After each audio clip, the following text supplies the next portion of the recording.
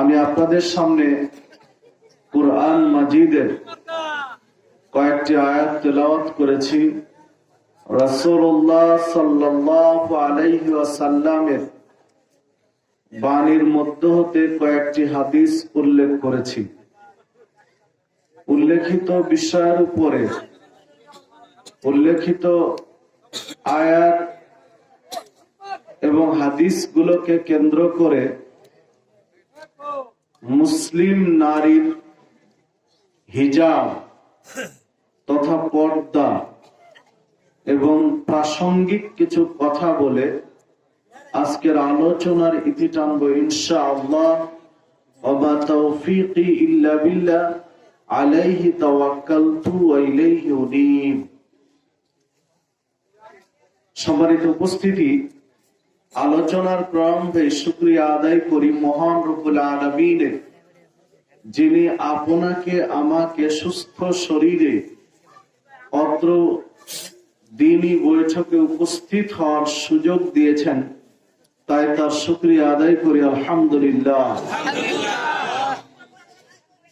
দরুদ ও সালাম বর্ষিত হোক সর্বকালের সর্বশ্রেষ্ঠ মহামানব সাইয়্যিদুল মুরসালিন খাতামুন নবিয়্যিন মুহাম্মদুর রাসূলুল্লাহ সাল্লাল্লাহু আলাইহি ওয়াসাল্লামের প্রতি। সম্মানিত উপস্থিতি, এইরকম একটি দ্বীনি বৈঠকের গুরুত্ব ইসলামের দৃষ্টিতে অত্যধিক, অনেক বেশি। রাসূলুল্লাহ সাল্লাল্লাহু আলাইহি ওয়াসাল্লাম বলছেন, যেখানে আল্লাহ রাব্বুল আলামিনকে স্মরণ করা হয়, কোরআন মাজিদ তেলাওয়াত হয়, কোরআন মাজিদের দার্স হয় সুন্নাহ ভিত্তিক, এই বৈঠকে যারা উপস্থিত থাকেন শেষ পর্যন্ত, যখন আলোচনা শেষ তখন আল্লাহ রাব্বুল আলামিনের পক্ষ থেকে আহ্বান জানানো হয়, কুমু মাগফুরান লাকুম, এবার উঠো, যাও, চলে যাও নিজ নিজ গন্তব্যস্থলে, মাগফুরান লাকুম, কেননা তোমাদের পাপগুলো ক্ষমা করে দেওয়া হয়েছে। ক্ষমা করার কে মালিক কে? এই পৃথিবীতে এমন কোন ব্যক্তি বা আর কেউ আছে যিনি ক্ষমা করতে পারেন?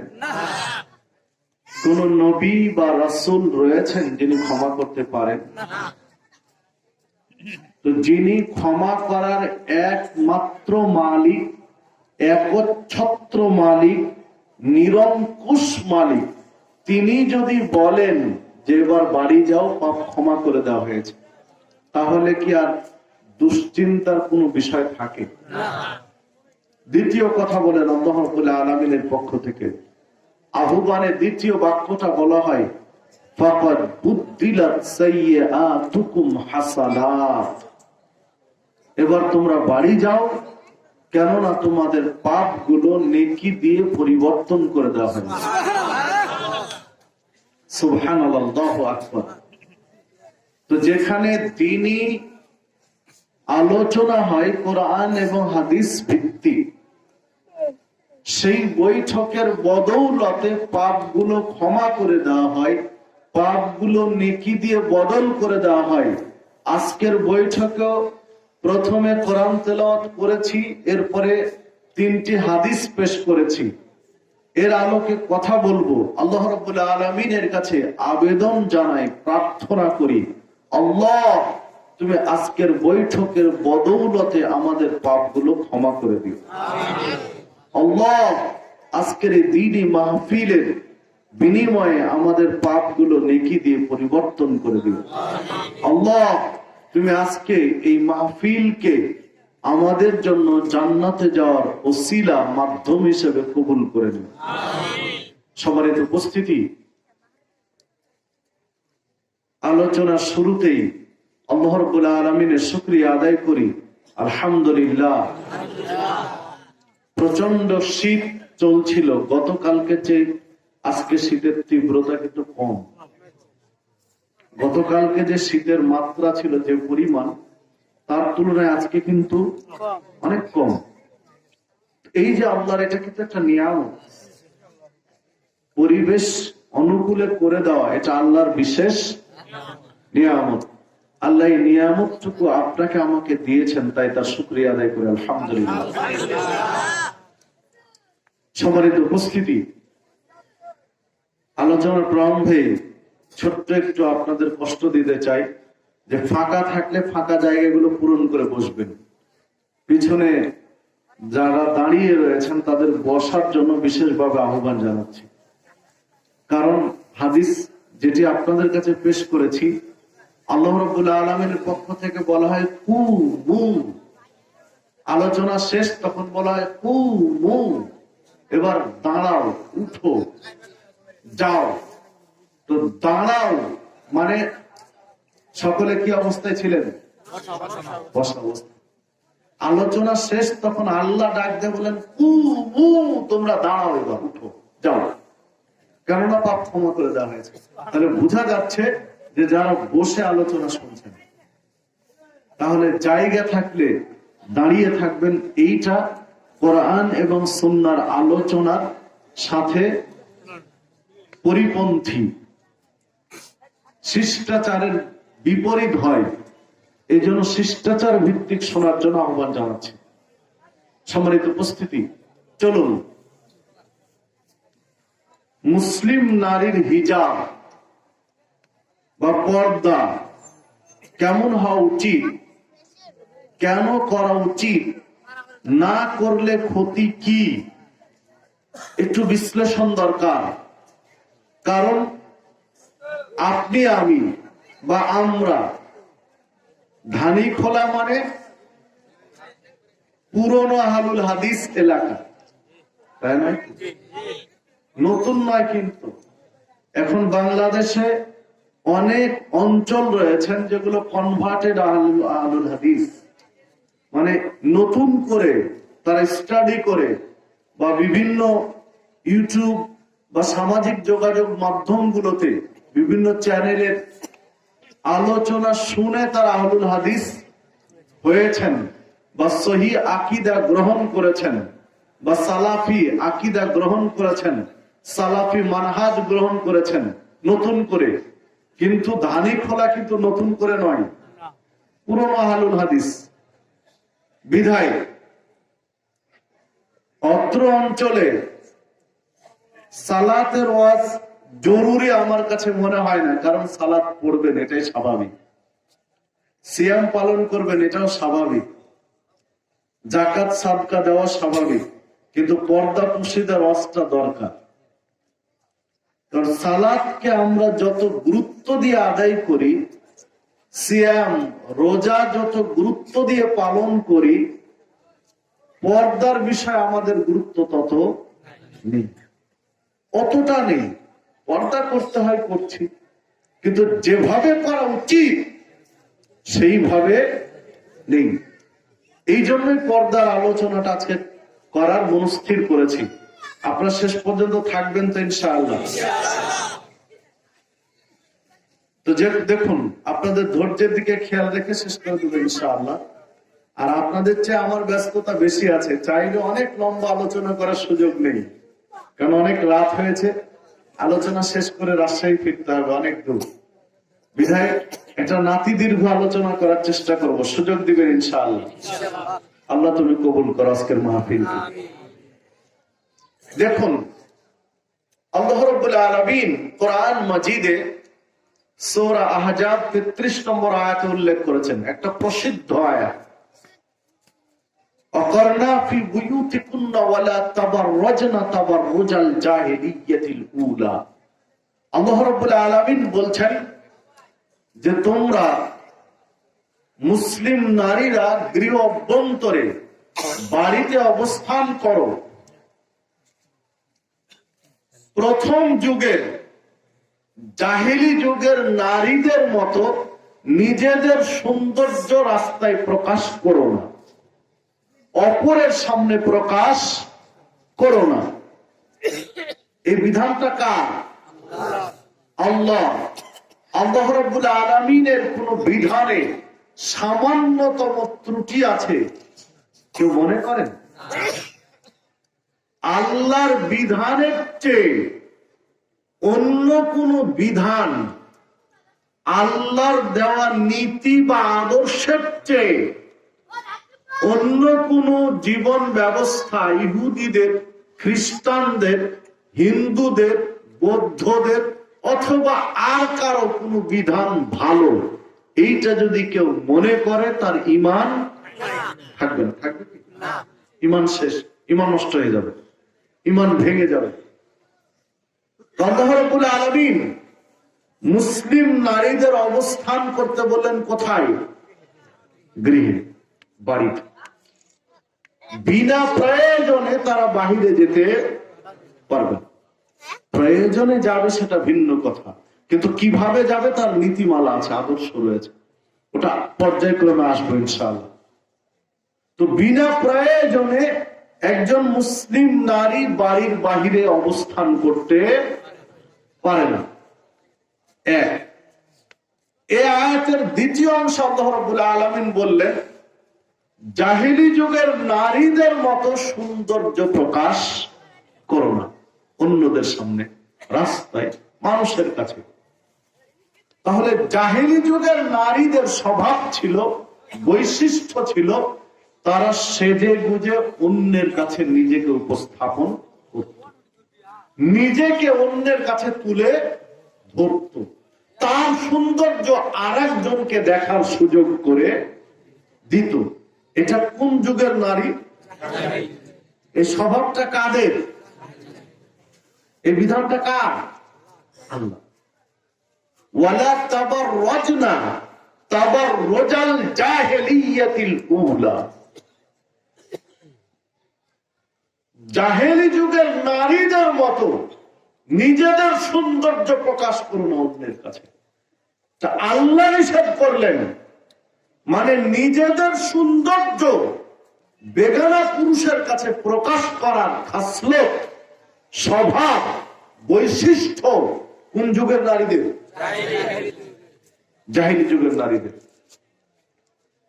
এখন যদি কোন মুসলিম নারী, কোন মুসলিম ঘরের নারী সেজে গুজে নিজের সৌন্দর্য অন্য পুরুষের কাছে তুলে ধরে, সেজে গুজে রাস্তায় বের হয়, বেগানা পুরুষ দেখার সুযোগ পায়, তাহলে এই নারীর স্বভাব কোন যুগের নারীদের মতো? সন্দেহ আছে? সম্মানিত উপস্থিতি, আমাদের সমাজে এরকম নারী আছে না নেই? সংখ্যায় বেশি না কম? বেশি। কিন্তু আমরা সবাই মুসলিম, সকলে মুসলিম না। ধানীখোলার আশপাশে 2-4-5 কিলোমিটার রাউন্ড করে, গোল করে যদি ঘোরা হয়, তাহলে হয়তো বা ইহুদি, বৌদ্ধ, হিন্দু, খ্রিস্টান পাওয়া যাবে খুবই কম। যে পরিমাণ পাওয়া যাবে তাতে পার্সেন্টেজে আসবে না, গণনার মধ্যে তারা পড়বে না। তাহলে সকলে মুসলিম, তাই? ধানীখোলা বাজারে বিকেল বেলা যখন আপনি মার্কেটে ঢুকবেন, তখন ছেলেদের চেয়ে মেয়েরা বেশি, এবং পর্দার অবস্থা খুবই করুণ। তাহলে এই মহিলাগুলো কি হিন্দুর ঘরের, ইহুদি ঘরের, না খ্রিস্টান ঘরের? মুসলিম ঘরের। অথচ এই খাসলতটা, এই স্বভাবটা, এই নষ্ট চরিত্রটা জাহেলি যুগের নারী, অথচ মুসলিমদের মধ্যে প্রবেশ করেছে।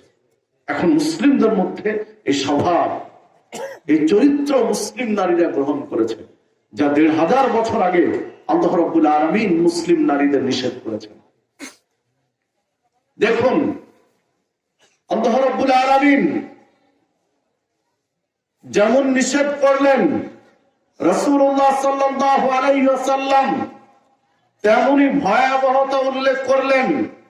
আবু সাঈদ খুদরী রাদিয়াল্লাহু আনহু বলছেন, রাসূলুল্লাহ সাল্লাল্লাহু আলাইহি ওয়াসাল্লাম বলেছেন, ফাত্তাকুদ দুনিয়া ওয়াত্তাকুন নিসা ফাইন্না আউওয়ালা ফিতনাত বনি ইসরাঈল কানাত ফিন নিসা। তোমরা দুনিয়া থেকে সাবধান থাকো, নারী থেকে সাবধান থাকো, সতর্ক থাকো, কেননা বনী ইসরায়েলদের মতো একটা জাতি, বনী ইসরায়েলের মতো একটা কওম নারীদের ফিতনার কারণে ধ্বংস হয়েছে। তারা প্রথম ফিতনায় পতিত হয়েছে, তাদের বিপর্যয় ঘটেছে, তারা বিপদে পড়েছে। যাদেরকে নিয়ে প্রথমে তারা হচ্ছে নারী। সহিহ মুসলিমের মধ্যে হাদিসটি পাওয়া যাবে ৭১২৪ নম্বর হাদিস, মেশকাতের ৩০৮৫ নম্বর হাদিস। হাদিস সহিহ মুসলিমের, বিদায় সহিহেতে কোনো সন্দেহ নেই। বনী ইসরায়েলের মতো একটা প্রতিষ্ঠিত কওম ধ্বংস হয়ে গেছে নারীদের ফিতনার কারণে। আল্লাহ রাসূল সাল্লাল্লাহু আলাইহি ওয়াসাল্লাম সাবধান করে দিলেন, মুসলিম উম্মতে মুহাম্মাদি ধ্বংস থেকে বাঁচতে চাইলে নারী থেকে সাবধান হও, না হলে বনী ইসরায়েলের মতোই অবস্থা হবে। ওটা বুঝালেন কেন? বনী ইসরায়েলের উদাহরণ কেন দিলেন? এই জন্যই দিলেন, যদি তোমরা সতর্ক না হও তাহলে ওদের অবস্থা তোমাদেরও একই হবে, তাই নয়? ওদের যা হয়েছিল তোমাদের তাই হবে, এই জন্য সাবধান করে দিলেন। সম্মানিত উপস্থিতি, সময় থাকতে যদি সাবধান না হই তাহলে বিপদ আছে সামনে। আনসামাত ইবনে যায়েদ রাদিয়াল্লাহু আনহু قال قال رسول الله صلى الله عليه وسلم, ওসামা ইবনে যায়েদ রাদিয়াল্লাহু আনহু বলছেন, রাসূলুল্লাহ সাল্লাল্লাহু আলাইহি ওয়াসাল্লাম বলেছেন, মা তারাকতু বাদি ফিতনাতান আদাররা আলার রিজাল মিনান নিসা, আমি পরবর্তী মুসলিম পুরুষদের জন্য নারীর চেয়ে বড় ফিতনা দ্বিতীয়টি রেখে যায়নি। রাসূলুল্লাহ সাল্লাল্লাহু আলাইহি ওয়াসাল্লাম বলছেন, মা তারাকতু বাদি ফিতনাতান, আমার পরে সবচেয়ে বড় ফিতনা, আমার পরে সবচেয়ে বড় ফিতনা পুরুষদের জন্য, সেটা হচ্ছে নারী জাতি। রাসূলুল্লাহ সাল্লাল্লাহু আলাইহি ওয়াসাল্লাম বলছেন, আমার মৃত্যুর পরে মুসলিম পুরুষরা সবচেয়ে বেশি বিপদে যেটা যাদেরকে নিয়ে পড়বে তারা হচ্ছে কে? নারী। হাদিস সহিহ বুখারীর মধ্যে পাবেন, সহিহ মুসলিমের মধ্যে পাওয়া যাবে ৭১২১ নম্বর হাদিস, মেশকাতের ৩০৮৬ নম্বর হাদিস। সম্মানিত উপস্থিতি, দেখুন নারীদের অবস্থা কিন্তু বেগতিক। বর্তমান পৃথিবীতে নারী জনিত ফিতনা সবচেয়ে বেশি, সবচেয়ে বেশি নারী জনিত ফিতনা সবচেয়ে বেশি।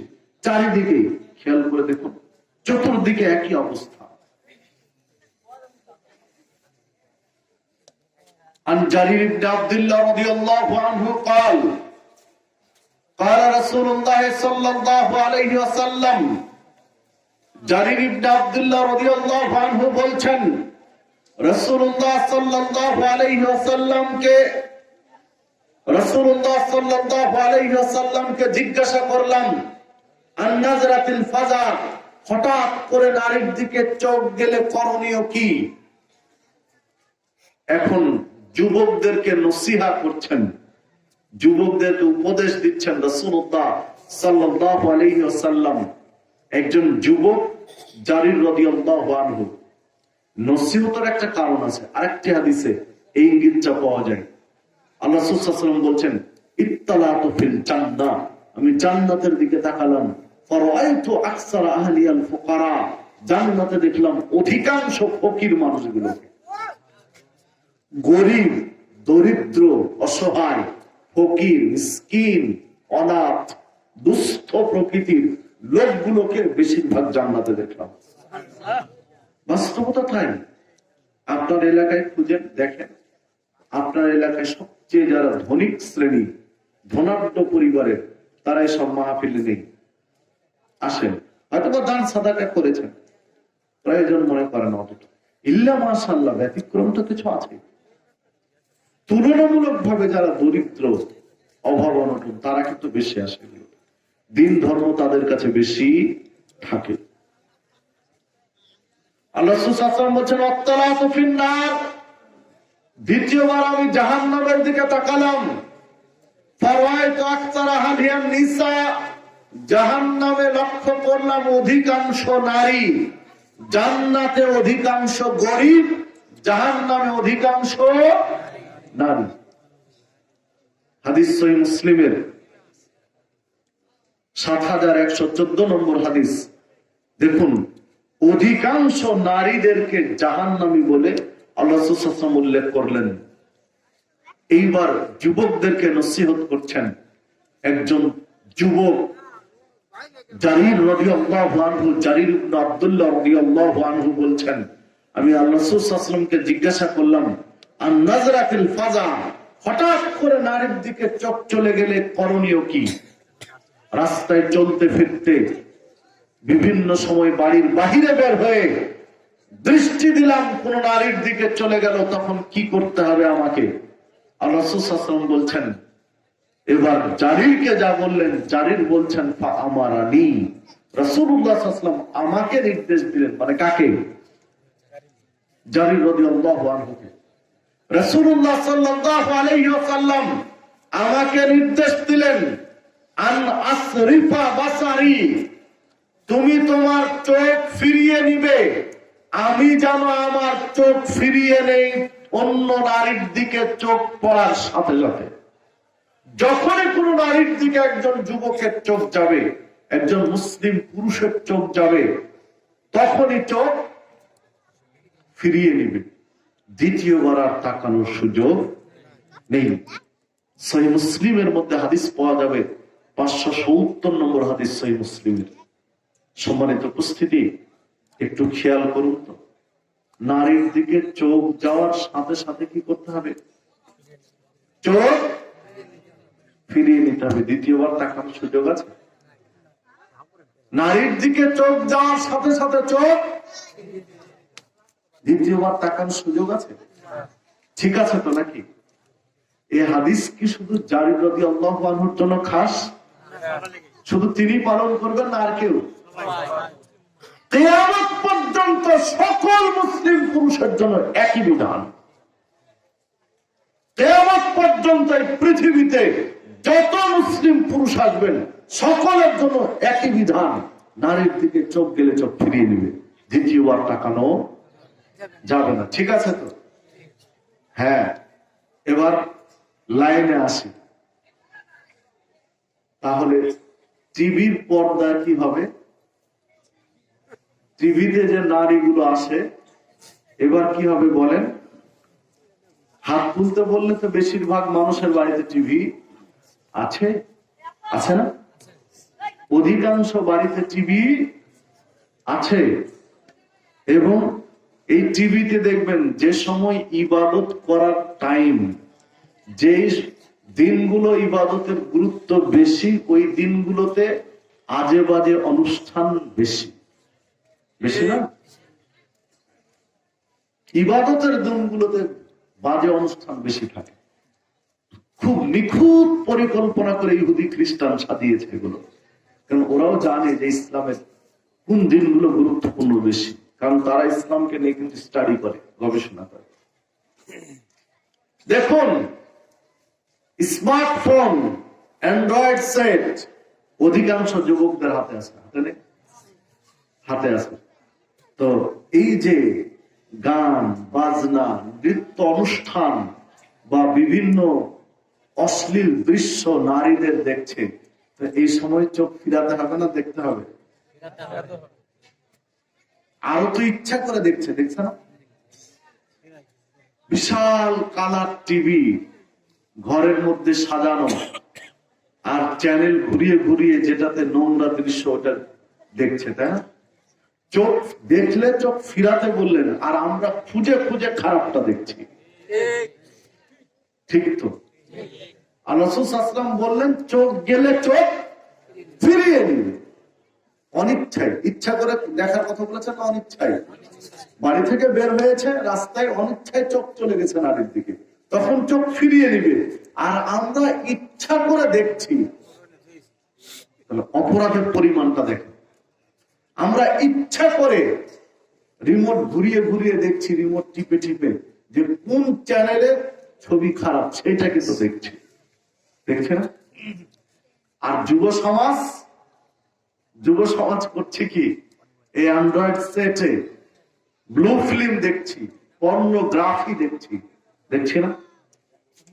পর্নোগ্রাফিতে আসক্ত যুব সমাজ। এবং একজন আরেকজনকে শেয়ার করছে, উপঢৌকন দিচ্ছে। কি উপঢৌকন দিচ্ছে? নীল ছবি, পর্নোগ্রাফি উপঢৌকন দিচ্ছে, যে ইচ্ছা করে দেখছি। অথচ আপনার আমার ভাবা উচিত, হে যুবক বন্ধু, তোমার ভাবা উচিত জারির রাদিয়াল্লাহু আনহুর রক্তের স্রোত ধারা তোমার রক্তের সাথে মিশে আছে। অথচ কেন আমি এই নোংরামিতে জড়িয়ে রয়েছি, যেখানে আমার চোখ ফিরিয়ে নেওয়ার কথা, আর এই নোংরামির মধ্যে আমার চোখকে আটকে রেখেছি কেন? সম্মানিত উপস্থিতি, একটু অনুরোধ রাখছি ভাবার জন্য, বিশ্লেষণ করার জন্য, ফিরে আসার জন্য। এইভাবে দেখার সুযোগ দেই। আর প্রকাশ্যে সেটা তো আর বলার অপেক্ষায় রাখে না। এটা তো টিভি আর মোবাইলের কথা বললাম। প্রকাশ্যে নারীদেরকে দেখছে পুরুষ, এটা তো কোনো সীমারেখা নেই। সীমারেখা আছে? মাশাআল্লাহ, গার্লস স্কুল, মহিলা কলেজ, এগুলো যখন ছুটি হয় গেটের কাছে যুবক ছেলেরা ভিড় জমে। ভিড় জমে না? অধিকাংশ গার্লস স্কুল, মহিলা কলেজ ছুটি হওয়ার আগ দিয়ে গেটের কাছে জটলা দিয়ে আছে এতিম ছেলেগুলো, যাদের কেউ নাই। বললাম এই নোংরামি কেন? এই নষ্টমিতে কেন? তুমি বেহায়ার মতো ওখানে কেন? দাওয়াত বিহীন অনুষ্ঠানে যায় কে? দাওয়াত বিহীন অনুষ্ঠানে যায় একটাই প্রাণী। তুমি দাওয়াত ছাড়াই গেটে কেন? মহিলা কলেজের গেটে, গার্লস স্কুলের গেটে তুমি কেন দাওয়াত ছাড়া? তোমাকে দাওয়াত দেওয়া হয়েছে, তুমি দাওয়াত ছাড়া গিয়েছো কেন? তোমার কোয়ালিটি কত নিচে, তুমি কি হিসাব করেছো যুবক, যে তুমি কত নিচে নেমেছো? তুমি এতিমের মতো দাঁড়িয়ে আছো, যেখানে আল্লাহ রাসূল সাল্লাল্লাহু আলাইহি ওয়াসাল্লাম যুবকদেরকে নিষেধ করে দিলেন। যুবকদের এই জন্যই বলছি যে যৌবনকালের গুরুত্ব ইসলামের দৃষ্টিতে অত্যধিক। আল্লাহ রাব্বুল আলামিনের কাছে যৌবনকালের গুরুত্ব অনেক অনেক অনেক বেশি। বিচারের মাঠে আল্লাহর আরশের ছায়া ব্যতীত আর কোন ছায়া থাকবে না।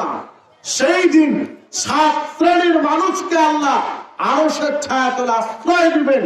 তার মধ্যে ওই যুবককে আশ্রয় দিবেন যে যুবক একাকিত্বে, নিভৃতে, নিরালায়, নির্জনে, গোপন জায়গায় চাচাতো বোনকে পেয়েছে, আর চাচাতো বোন তাকে আহ্বান জানিয়েছে নিজের দিকে যৌবনের চাহিদা পূরণ করার জন্য। তখন যুবক বলছে, ইন্নী আখাফুল্লাহ, আমি আল্লাহকে ভয় করি, তোমার রূপ সৌন্দর্য আমি পছন্দ করি না। আমি চাই না তোমার রূপ সৌন্দর্য, আমি চাই আল্লাহকে। এই যুবককে আল্লাহ ডেকে নিলেন আরশের ছায়াতলে, যে বান্দা তুমি আসো, তুমি যে ত্যাগ স্বীকার করেছিলে, তোমার সুযোগ ছিল ব্যভিচার করার, ব্যভিচার করনি। তোমার সুযোগ ছিল যৌবনের চাহিদা মিটানোর, তুমি মিটাওনি। আমার সন্তুষ্টির জন্য নিজের আত্মাকে নিয়ন্ত্রণ করে রেখেছিলে, নিজের যৌবনকে কন্ট্রোল করে রেখেছিলে, তোমার যৌবনের পাওয়ারকে দমন করে রেখেছিলে। আজকে আমি তোমার জন্য জান্নাত আরশের ছায়াতলে জায়গা করে রেখেছি, তুমি এখানে আশ্রয় নাও। সম্মানিত উপস্থিতি, যুবকদের জন্য বিশেষ বিশেষ গুরুত্ব রয়েছে ইসলামের দৃষ্টিতে।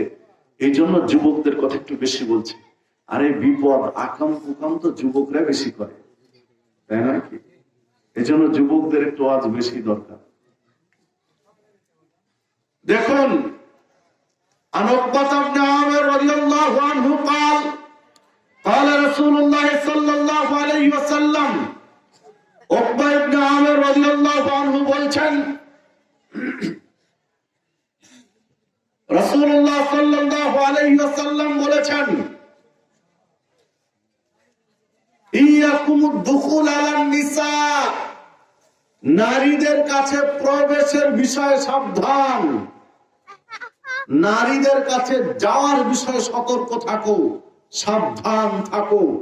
মানে যেখানে নারী আছে ওই ঘরে খুব সতর্কতায় যাবে, বেঁচে থাকো, মানে ওখানে সহজে যাবে না।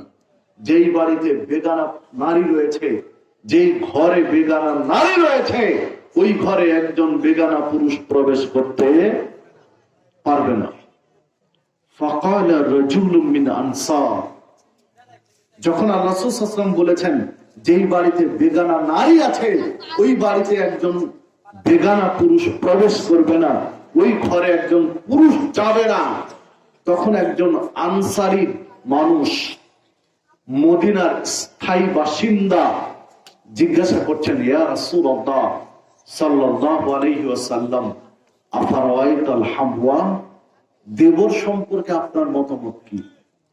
আপনি তো বললেন যে বাড়িতে যে ঘরে অন্য নারী আছে ওই ঘরে কেউ প্রবেশ করবে না, যাবে না ওই বাড়িতে।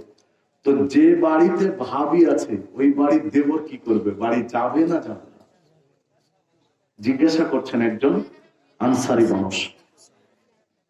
তখন রাসূলুল্লাহ সাল্লাল্লাহু আলাইহি ওয়াসাল্লাম জবাব দিলেন, আল হামওয়া কাল মাউত, দেবর হচ্ছে মৃত্যু সমতুল্য, দেবর মরণ তুল্য। যে বাড়িতে ভাবি আছে ওই বাড়িতে দেবর যাবে না এ কথা নয়, তবে মরণকে যে রকম ভয় করে, মৃত্যুকে মানুষ যেরকম ভয় করে, দেবর এবং ভাবির সম্পর্ক হবে এইরকম। কিসের মতো? মৃত্যুর মতো। মরণকে মানুষ যেভাবে ভয় করে, ভাবি দেবরকে ওই রকম ভয় করবে, আর দেবর ভাবিকে ওই রকম ভয় করবে। সম্মানিত উপস্থিতি, যদি বিশ্বস্ত সূত্রে কোনো ব্যক্তি এসে এখন বলে যে মালাকুল মউতকে দেখে আসলাম ধানীখোলা কেন্দ্রীয় মসজিদের কাছে, উনি এই মাহফিলের দিকে আসছেন, একজনের জান কবজ করবেন, কথার কথা। কেউ বলছেন যে ধানীখোলা থেকে এদিকে আসছেন মালাকুল মউত, এসে একজনের জান কবজ করবেন, এখানে কাউকে পাওয়া যাবে? এই তথ্য শোনার পরে আর কোন ব্যক্তিকে এখানে পাওয়া যাবে? পাওয়া যাবে কি? একজন বা দুইজনের? আছে তো অনেকেই, আছে তো অনেক লোক, শত শত লোক, এক দুইজনের জান নেবে কিন্তু থাকবে না কেউ, তাই? মানে মরণকে মানুষ এত ভয় করে। আল্লাহ রাসূল সাল্লাল্লাহু আলাইহি ওয়াসাল্লাম বলছেন দেবর ভাবির সম্পর্ক হবে মরণের মতো। ভাবি মনে করবে এই বাড়িতে একটা মালাকুল মউত আছে আমার জন্য, সেটাকে দেবর। আর দেবর মনে করবে ভাই একটা মালাকুল মউত নিয়ে এসেছে এই বাড়িতে, সেটা হচ্ছে ভাবি। দেবর মনে করবে যে ভাবির বিষয়ে যদি আমি সাবধান না থাকি তাহলে আমার সারা জীবনের আমল আখলাক নষ্ট করে দেওয়ার জন্য একজন ভাবি যথেষ্ট। আর ভাবি মনে করবে দেবরকে যদি দেবরের বিষয়ে আমি সাবধান সতর্ক না থাকি তাহলে সারা জীবনের আমল আখলাক শিষ্টাচার চরিত্র সব ভুলের সাথে মিশিয়ে দেবে একজন দেবর। পরস্পরের সম্পর্ক যদি এইরকম হয় তো দেবর ভাবির মধ্যে কোনো ঝুট ঝামেলা বা অন্যায় আচরণ হতে পারে কি? অশ্লীল কোনো কাম হতে পারে কি? কিন্তু এই সম্পর্ক কি আছে বাংলাদেশে? আপনার আমার সমাজে কি আছে? নেই। আপনার আমার সমাজে দেবর ভাবির এই সম্পর্ক নেই। দেবর ভাবির সম্পর্ক হলো হাসি ঠাট্টার সম্পর্ক। বর্তমান সমাজে দেবর ভাবির সম্পর্ক হলো হাসি ঠাট্টার সম্পর্ক। ভাবির সাথে দেবর যদি একটু মস্করা নাই করবে, ঠাট্টা নাই করবে, তো কার সাথে করবে? সমাজ মনে করে এইরকম যে ভাবির সাথে যদি একটু মস্করা নাই করে, একটু ঠাট্টা নাই করে, একটু দুষ্টমি যদি নাই করতে পায় তো কার সাথে করবে? এইটা মনে করে। অথচ ইসলাম বলছে দেবর ভাবি হবে মৃত্যু সমতুল্য, মৃত্যুর সম্পর্কের মতো দেবর ভাবির সম্পর্ক। সম্মানিত উপস্থিতি, আর একটু গোড়ায় আছে, বিরক্ত হচ্ছেন না তো? আর একটু গোড়ায় চলে আসে। দেবর মানে বরের আপন ছোট ভাই, তাই না? দেবর মানে বরের মার পেটের ভাই, তাই না? আপন ছোট ভাই। তো আপন ছোট ভাইয়ের সাথে বরের আপন ছোট ভাইয়ের সাথে সম্পর্কটা কেমন হবে? মরণের মতো, মৃত্যুর মতো। তাহলে ভাই যেদিন বিয়ে করে নিয়ে আসছে, সেদিন নতুন বধূকে সকলে একটু সাজিয়ে বুঝিয়ে নিয়ে আসে না? বিভিন্ন ধরনের সাজগোজ করে নিয়ে আসে। এই সাজগোজ করা অবস্থায় দেবর ভাবিকে দেখতে পাবে কি? দেখার সুযোগ আছে? দেবর ভাবিকে সাজগোজ অবস্থায় দেখতে পারে না। তো দেবর ভাবিকে যদি সাজগোজ অবস্থায় দেখতে না পারে, আপন ভাবিকে, বরের আপন ছোট ভাই, তাহলে মামাতো ভাই, ফুফাতো ভাই, খালাতো ভাই, চাচাতো ভাই, পাড়াইতো ভাই, এলাকায় তো ভাই, সুযোগ আছে? বন্ধু বান্ধব সুযোগ আছে? তাহলে একটা নতুন বধূ বাড়ি আসলে গোটা পাড়ার ছেলেরা নতুন মেয়ে, নতুন ভাবি দেখার জন্য ভিড় কেন জমায়? বলেন কেন ভিড় করছে? আর আপনি কেন সুযোগ দিচ্ছেন? আপন ছোট ভাইয়ের বিষয়ে যদি ইসলাম এত সতর্ক হয়, এত সাবধান হয়, তো গোটা পাড়ার ছেলেদের জন্য আপনি ফ্রি করে দিলেন কেন? দেখা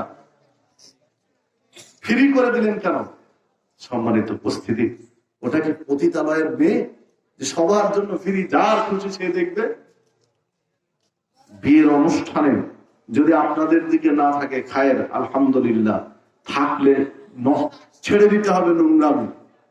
বিয়ের অনুষ্ঠানে অনেক জায়গায় দেখা যায়, শোনা যায়, মানুষ জিজ্ঞাসা করে যে খাদ্যের প্যান্ডেল যেটা করা হয়েছে, বরযাত্রীদের সকলের খাদ্যের প্যান্ডেল, তার বাহিরে টেবিল দিয়ে কোনেকে বসানো আছে হাদিয়া, উপঢৌকন তোলার জন্য। আপনাদিকে আছে নাকি? যদি না থাকে ভালো, থাকলে এই জাহেলিয়াত কালকে কবর দিয়ে নিন। আপনি হিসাব করেছেন যে নতুন বধূ নতুন বিয়ে করে নিয়ে এসে টেবিল দিয়ে ভিক্ষা করতে বসায় দিয়েছে। ভিক্ষা করতে না, ওই নতুন মেয়েটা এমনি লজ্জায় মরছে, আর তাকে ভিক্ষা করার টেবিলে বসায় দিলেন কেন? দান তোলার ভিক্ষা করার টেবিলে বসাটা তো দান নয়।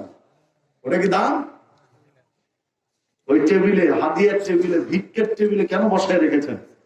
এই নোংরামি নষ্টামি থাকলে ছেড়ে দিতে হবে। যে কথা বলছিলাম, হে যুবক, খেয়াল রাখো, ডাইনিং টেবিলে তোমার আব্বা আছে, তুমি আছো, তোমার স্ত্রী স্বাভাবিক পোশাকে খাবার পরিবেশন করতে আসবে, সমস্যা নেই। যদি তোমার ছোট ভাই থাকে, বালেক ছোট ভাই, তাহলে তোমার স্ত্রী বড় চাদর দিয়ে নিজের শরীর ঢেকে আসবে, খোলা রাখবে মুখমণ্ডল, হাতের তালু, পায়ের পাতা, আর দ্বিতীয় কোনো অংশ খোলা রাখার সুযোগ নেই। হারাম, হারাম, হারাম। তুমি আছো, তোমার বাবা আছে, তোমার ছোট ভাই আছে, বালের ছোট ভাই, এই অবস্থায় যদি তোমার স্ত্রী এই টেবিলে খাদ্য দিতে আসে, তো খোলা থাকবে সর্বোচ্চ 3টা জায়গা। কি কি? মুখমণ্ডল, হাতের কবজি, আর পায়ের টাকনুর নিচে আর কি, পায়ের পাতা। এই 3টা ছাড়া চতুর্থ কোন জায়গা খোলা রাখা যাবে না। তোমার স্ত্রী ডাইনিং টেবিলে খাবার দিতে এসে তোমার স্ত্রীর কানের দুল যদি ছোট ভাই দেখেছে, তোমার স্ত্রীর কানের দুল যদি তোমার আপন বালের ছোট ভাই দেখে, তুমি দায়ুস, দায়ুস, দায়ুস, তোমার জন্য জান্নাত হারাম। ইসলাম বলছে, আমি নয়। যদি আপত্তি তুলতে হয় তো রাসূল মুহাম্মদ সাল্লাল্লাহু আলাইহি ওয়াসাল্লামের নামে তুলো। শুধু আমি হাদিসগুলো বলছি, আমি আসছি ওই পর্যায়ে ইনশাআল্লাহ। সম্মানিত উপস্থিতি, সালাত ফরজ, খুব গুরুত্ব দেয়, কিন্তু পর্দা যে ফরজ, এই গুরুত্ব আপনার আমার মাঝে নাই, প্রয়োজন মনে করি না। জিনাত কি? ওয়ালা ইউবদিনা জিনাতাহুন্না, জিনাত তো সৌন্দর্য, জিনাত তো গয়না। কানের দুল কিসের জন্য পরানো হয়? খারাপ লাগানোর জন্য না সৌন্দর্যের জন্য? তো জিনাতকে ঢাকতে বলা হয়েছে। তো কানের দুল যদি দেখা যায়, তাহলে কিসের হিজাব আর কিসের পর্দা? সম্মানিত উপস্থিতি, এই হিজাব পর্দা অবশ্যই জিনার যেন ঢাকা পড়ে, এই সৌন্দর্য যেন প্রকাশ না পায়। এই বিষয়ে সাবধান থাকতে হবে, সতর্ক থাকতে হবে, নাহলে বিপদ আছে। এমনিতে আল্লাহ রাসূল সাল্লাল্লাহু আলাইহি ওয়াসাল্লাম বলেননি ফাত্তাকুদ দুনিয়া ওয়াত্তাকুন নিসা, দুনিয়া থেকে বাঁচো আর নারী থেকে সাবধান, এমনিতে সাবধান বলেননি। দেখুন রাসূলুল্লাহ সাল্লাল্লাহু আলাইহি ওয়াসাল্লাম বলছেন লা তুবাশিরুল মারাতুল মারাতা ফাতানাতাহা লিজাওজিহা কান্নাহু ইয়ানজুরু ইলাই। একটা নারী আরেকটা নারীকে খালি শরীরে টাচ করবে না। লা তুবাশিরুল মারাতুল মারাতা, নারী নারীকে স্পর্শ করবে না খালি দেহে, খালি শরীরে, উন্মুক্ত শরীরে, কাপড়বিহীন শরীরে একজন নারী আর একজন নারীকে স্পর্শ করবে না। এটা শরীয়তে নিষেধ। কেন নিষেধ? ইসলাম কত সুন্দর এবং সচেতন জীবন ব্যবস্থা, আপনি চিন্তা করলে আপনার মাথা নষ্ট হয়ে যাবে, হ্যাং হয়ে যাবে। আপনি যদি চিন্তা করেন কেন ইসলাম এত সাবধান হলো, কান্নাহু ইয়ানজুরু ইলাইহি, আল্লাহ সাল্লাল্লাহু আলাইহি ওয়াসাল্লাম বলছেন, মানে ইঙ্গিতটা হলো নারীদের শরীরের গঠন পুরুষের চেয়ে ভিন্ন, ভিন্ন না, এবং সুন্দর। নারীর শরীরের গঠন পুরুষের চেয়ে সুন্দর, এটা বৈজ্ঞানিক ভাবেও পরীক্ষিত যে তাপমাত্রা পুরুষের চেয়ে নারীর দেহে একটু বেশি। তাপমাত্রা উষ্ণতা এক পুরুষের চেয়ে নারীর দেহে বেশি। প্রত্যেকটা বিবাহিত পুরুষ এই জিনিসটা বুঝে যে পুরুষের চেয়ে নারীর দেহে তাপমাত্রা বেশি, এবং পুরুষের চেয়ে নারীর দেহের সৌন্দর্য বিভিন্ন ভাবে বেশি। রাসূল সাল্লাল্লাহু আলাইহি ওয়াসাল্লাম যে ইঙ্গিতটা দিলেন যে হতে পারে তার গঠন শৈলী একটু ভিন্ন। তখন কেউ খালি গায়ে টাচ করেছে, কে টাচ করেছে? পুরুষ না নারী? কোন নারী তাকে টাচ করেছে, তাকে একটু ভিন্ন মনে হয়েছে, যে তার শরীরের গঠনটা একটু ভিন্ন। তখন কোন একদিন গল্পের ছলে স্বামীর কাছে গল্প করবে যে অমুকের শরীরটা এইরকম, তখন স্বামী অন্তরের চোখ দিয়ে তাকে দেখবে বা ভোগ করবে।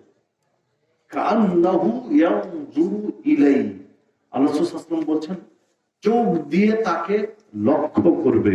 এই লক্ষ্য করতে যেন না পারে, অন্য একজন নারীর চিন্তা যেন কল্পনার মধ্যে না আসে, এই জন্য একজন নারীকে আরেকজন নারী স্পর্শ করতে পারবে না। আপনি হিসাব করছেন? ও যুবক, তুমি গার্লফ্রেন্ডের হাত ধরে রাস্তায় হাঁটো আর গল্প করো, গার্লফ্রেন্ডের হাত ধরে রাস্তায় হাঁটছো আর বাদাম খাচ্ছ আর গল্প করছো, তুমি ভাবতে পেরেছো যে নারী নারীকে খালি গায়ে স্পর্শ করবে না? আর তুমি গার্লফ্রেন্ডের হাত ধরে হাঁটছো আর গল্প করে তুমি বলছো তুমি পরহেজগার, তুমি দিনদার, তোমার প্রেম পবিত্র, যে আমার প্রেম পবিত্র প্রেম, কোন নষ্টামি নেই, ব্যভিচার করিনি তার সাথে, তুমি তার হাত ধরে হেঁটে বেড়াচ্ছ আবার বলছো পবিত্র প্রেম। সম্মানিত উপস্থিতি, যে কথা বলছিলাম একটু সাবধান হতে হবে। হাদিস পাওয়া যাবে সহিহ বুখারীর মধ্যে 5240 নম্বর হাদিস, যেটি বললাম একজন নারী আরেকজন নারী খালি গায়ে স্পর্শ করতে পারবে না। তো একজন নারী যদি আরেকজন নারী খালি গায়ে স্পর্শ করা নিষেধ হয়, তাহলে একটু বলেন তো, এই যে গায়ে হলুদের অনুষ্ঠান কি হবে এবার?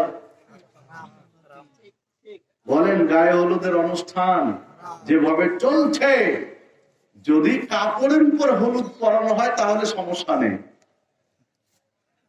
কাপড় পরা অবস্থায় কাপড়ের উপরে যদি আপনার এলাকায় হলুদ মাখায় তাহলে অসুবিধা নেই, কিন্তু কাপড় ছাড়া যদি হলুদ মাখায় তাহলে সমস্যা আছে। সম্মানিত উপস্থিতি, কলেজের বান্ধবী এসেছে, কি দাবি যে বান্ধবীর বিয়েতে গায়ে হলুদ মাখাবে। সম্মানিত উপস্থিতি, অভিভাবক আপনাকে সচেতন হতে হবে, আপনার স্ত্রীকে সচেতন হবে। কলেজের বান্ধবী কলেজে, শরীয়তের ক্ষেত্রে বান্ধবী দিয়ে হয় না। গায়ে হলুদ যদি মাখাতে হয়, গায়ে হলুদ আমি হারাম বলিনি, গায়ে যদি হলুদ দিতে হয় মাখাবে কে? মা। গায়ে হলুদ যদি দিতে হয় মাখাবে নানি। গায়ে হলুদ যদি দিতে হয় মাখাবে খালা, ফুপু, যারা মায়ের স্থানে আছে তারা। হ্যাঁ, কেউ বলতে পারেন যে নানি মাখাবে, তো নানি তো মায়ের স্থানে না। নানি মায়ের স্থানে। নানি কি? মায়ের স্থানে। দাদা কি? বাবার স্থানে। আমরা বলছি দাদু ভাই, না, দাদু ভাই না। বাপ যে অবস্থায়, দাদা ওই অবস্থাতে। বাপের সাথে যেমন মশকরা চলে না, এর কি ফাজলামও চলে না, দাদার সাথেও এর কি ফাজলামও চলে না। যদি আমাদের বাংলাদেশে নোংরা সংস্কৃতি আছে, দাদা নানা মানে ওরা একটু মশকরা করার জায়গা আছে, নাতি নাতনি তাদের সাথে একটু ঠাট্টা করবে, মশকরা করবে না, নিষেধ শরীয়তে পারবে না। বাপ মায়ের স্থানে তারা আছে। যে কথা বলছিলাম, গায়ে হলুদের অনুষ্ঠান হতে পারে, নাজায়েজ বলবো না, তবে মা এবং মায়ের শ্রেণীভুক্ত এই পর্যায়ের ব্যক্তিরাই, মহিলারা গায়ে হলুদ মাখাবে। কোন যুবতী নারী, সে যেই হোক না কেন, চাচাতে বোন হোক, খালাতো বোন হোক, ফুফাতো বোন হোক, বান্ধবী হোক, আর কেউ হোক, এইরকম কেউ গায়ে হলুদ মাখাতে পারবে না। হ্যাঁ, গায়ে হলুদ মাখাতে পারবে বাচ্চারা। কারা? বাচ্চা মেয়েরা, যাদের এখনো যৌন জীবন সম্পর্কে জ্ঞান নেই, তারা মাখাবে। কারণ তারা গল্প করার কিছু নেই, বুঝে না, ওই সেক্টরে জ্ঞান তাদের নেই। এইরকম মেয়েরা, বাচ্চা মেয়েরা হলুদ মাখাতে পারে। সম্মানিত উপস্থিতি, আর এখন তো সংস্কৃতি কি, গায়ে হলুদের নাম নিয়ে বর একবার কনের বাড়িতে হলুদ মাখতে যাচ্ছে, আর কোন একবার বরের বাড়িতে হলুদ মাখতে আসছে, আসে না? বর যায় কনের বাড়ি, আর কোনে আসে বরের বাড়ি। মানে ফাইনাল রাউন্ডের আগে সেমিফাইনাল হচ্ছে এগুলো। এই নোংরা সংস্কৃতি ছেড়ে দিতে হবে, যেখানে গায়ে হলুদের অনুষ্ঠান নিয়ে সমস্যা, আর সেখানে যাবে বরের বাড়ি গায়ে হলুদ মাখতে, বন্ধু বান্ধব মিলে। এই নোংরামি নষ্টামি যদি ছাড়তে না পারি, তাহলে হিজাব, পর্দার বিধান লঙ্ঘিত হবে, আপনাকে আমাকে বিপদে পড়তে হবে, জাহান্নামের খড়ি হতে হবে। দেখুন, রাসূলুল্লাহ সাল্লাল্লাহু আলাইহি ওয়াসাল্লাম সাবধান করেছেন, সতর্ক করেছেন, লা তুসাফিরু মারআতুন মাসিরাতা ইয়াউমিন ওয়া লাইলা ইল্লা ওয়া মা'হাযু মাহরাম। লা তুসাফিরু মারআ, কোন নারী সফর করবে না, কোন নারী ভ্রমণ করবে না, মাসিরাতা ইয়াউমিন ওয়া লাইলা, একদিন অথবা এক রাত, একদিন এক রাত কোন নারীর জন্য ভ্রমণ করা নিষেধ, কোন নারীর জন্য ভ্রমণ করা হারাম, একদিন এক রাত, ইল্লা ওয়া মা'হাযু মাহরাম, মাহরাম পুরুষ ব্যতীত। যদি একদিন অথবা এক রাত এইরকম দূরত্বের কোন ভ্রমণ হয়, তাহলে সাথে থাকতে হবে মাহরাম পুরুষ। মাহরাম পুরুষ মানে যার সাথে তার বিয়ে হারাম। যে পুরুষের সাথে তার বিয়ে হারাম, এইরকম পুরুষ ব্যতীত একদিন এক রাত কোন নারী ভ্রমণ করতে পারবে না, এটা হারাম। সম্মানিত উপস্থিতি, তাহলে কলেজ পড়ুয়া একটা মেয়ে যদি শিক্ষা সফরে কক্সবাজার, বান্দরবান, খাগড়াছড়ি, রাঙ্গামাটি বা সীতাকুণ্ড বা সিলেট, টেকনাফ, তেতুলিয়া এগুলো সফরে যায়, তাহলে জায়েজ না না জায়েজ? হ্যাঁ, যেতে পারবে, যাও। ভ্রমণের দরকার আছে, বাবাকে সাথে নিয়ে যাও। তুমি যাবে কলেজের ছাত্রী হিসাবে, আর বাপ যাবে গেস্ট হিসাবে, তোমার বডিগার্ড হিসাবে। বাপের সময় নেই, ভাইকে নিয়ে যাও, তোমার সেফটি, নিরাপত্তা। মানে যার সাথে বিয়ে হারাম, এই রকম নিরাপত্তা ছাড়া কোনো মেয়ে ভ্রমণ করতে পারবে না। সম্মানিত উপস্থিতি, ইসলাম কি চমৎকার জীবন ব্যবস্থা। কোন নারী যদি মনে করে এটা নারীর জন্য স্বাধীনতা বিঘ্ন ঘটায়, না, তোমার স্বাধীনতা না, তোমার নিরাপত্তার জন্য বডিগার্ড দিয়েছে ইসলাম। যার গুরুত্ব বেশি তার পিছনে তো বডিগার্ড লেগে। আমি আপনাদের মঞ্চে এখানে এসেছি, আমার সাথে কোনো বডিগার্ড নেই, কিন্তু যদি একজন মন্ত্রী আসতেন, অস্ত্রধারী বডিগার্ড তার সাথে আছে, মানে আমার চেয়ে তার গুরুত্ব বা তার মানে কোয়ালিটি বেশি গুরুত্বপূর্ণ না কম? আমার চেয়ে তার গুরুত্ব রাষ্ট্রের কাছে বেশি, তাই তো তার সাথে অস্ত্রধারী বডিগার্ড আছে। তাই তো একজন পুরুষ ঢাকা চলে যাবে, ঢাকা থেকে ফিরে আসবে ধানীখোলা থেকে একাকি, আর একজন নারীর সাথে একজন পুরুষ যাবে ঢাকা, ওকে নিয়ে আবার নিয়ে আসবে, তাহলে কার গুরুত্ব বেশি? ওর বডিগার্ড আছে সাথে, ওর সেফটি আছে, ওর নিরাপত্তা আছে। ব্যাগ যদি 3টা হয় তাহলে আমার এ হাতে একটা, এ হাতে একটা, কাঁধে একটা, তাই না? আর যদি ব্যাগ 3টা হয় তাহলে নিরাপত্তা বডিগার্ড 2টা নিয়ে আসে, মেয়ে একটা, কার সম্মান বেশি? মহিলা বুঝে না, মনে করছে ইসলাম স্বাধীনতা হারা নষ্ট করেছে, না, ইসলাম সম্মান বাড়িয়ে দিয়েছে নারীর। সম্মানিত উপস্থিতি, নারীদেরকে কোথাও দূরে পাঠাতে হলে, সফর করতে হলে সাথে মাহারাম পুরুষ লাগবে। মাহারাম পুরুষ ব্যতীত একজন নারী কোথাও ভ্রমণ করতে পারবে না, দূরবর্তী কোনো জায়গায় যেতে পারবে না, যে গেলে বিপদ হবে। দেখুন, ঢাকা বা আর কোথাও একাকি গিয়েছে, তার প্রতি বগাঠে যুবকের দৃষ্টি পড়া খুব সহজ, কিন্তু সাথে যদি একজন পুরুষ মানুষ থাকে তাহলে কেউ বাঁকা চোখে দেখলেও হিসাব করতে হবে, করতে হবে। যদি 3 জন যুবক একসাথে অ্যাটাক করার চেষ্টা করে, তবুও মনের মধ্যে একটা ভয় কাজ করবে, কারণ একজন পুরুষ আছে। কারণ এই পুরুষটা জীবন বাজি রেখে, কারণ হয় তার বাবা, না হলে সে তার ভাই বা আপনজন, তাই না? মাহারাম পুরুষ মানে কি? আপনজন। তো জীবন বাজি রেখে হলেও ওই মেয়ের সতীত্ব রক্ষার চেষ্টা করবে, তাই? আর যে দুষ্কৃতিকারী, ক্রাইম করে, যে ও যতই শক্তিধর হোক, তার দুর্বলতা আছে মনের মধ্যে, আছে না? কারণ তো জানে যে আমি অন্যায় করছি, এটা তার একটা শক্তির স্পিরিটের দুর্বলতা আছে। আর যে নিরাপত্তা দিবে, বডিগার্ড, ওর শক্তি বেশি যোগাবে আল্লাহ, কেননা ও হক পথে গেছে, হক পথে রয়েছে। সম্মানিত উপস্থিতি,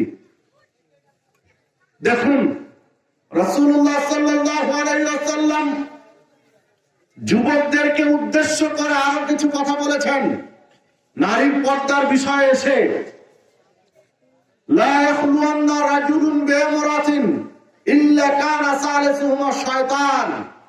একজন নারী আর একজন পুরুষ গোপনে একত্রিত হবে না। একজন নারী একজন পুরুষ গোপনে কোনো জায়গায় একত্রিত হতে পারবে না। হারাম শরীয়তে নির্জনে নিরালায় কোনো কেউ নেই, ওই জায়গায় একটা নারী আর একটা পুরুষ একত্রিত হওয়া যাবে না। যে হাদিস বর্ণিত হয়েছে তিরমিজির মধ্যে 1173 নম্বর হাদিস, যদি একত্রিত হয় তাহলে আল্লাহ রাসূল সাল্লাল্লাহু আলাইহি ওয়াসাল্লাম বলছেন, একটা নারী আর একটা পুরুষ যখনই নির্জনে একত্রিত হবে, ওখানে থার্ড পারসন আরেকজন উপস্থিত হয়, তার নাম হলো শয়তান। ইল্লা কানা সালিসুহুমা শায়তান। শয়তানের কাজ কি? ভালো কিছু করা, হেদায়েত করার জন্য শয়তান আসে, তাই না? হেদায়েতের রাস্তা দেখার জন্য শয়তান আসে, জাহান্নামের রাস্তা নিয়ে যাওয়ার জন্য শয়তান আসে। 2 দল খেলোয়াড় খেলে আর রেফারি থাকে একজন, রেফারির শক্তি বেশি না 2 দল খেলোয়াড় শক্তি বেশি? রেফারি যেভাবে ইচ্ছা সেভাবে খেলায়। ঠিক যখনই নারী পুরুষ এক জায়গায় একত্রিত হয়েছে গোপনে, তখন রেফারি হাজির। রেফারি কে? শয়তান। ওই নারী পুরুষকে নিয়ে খেলায়, নারী পুরুষকে পাপের রাজ্যে ভাসিয়ে দেয়।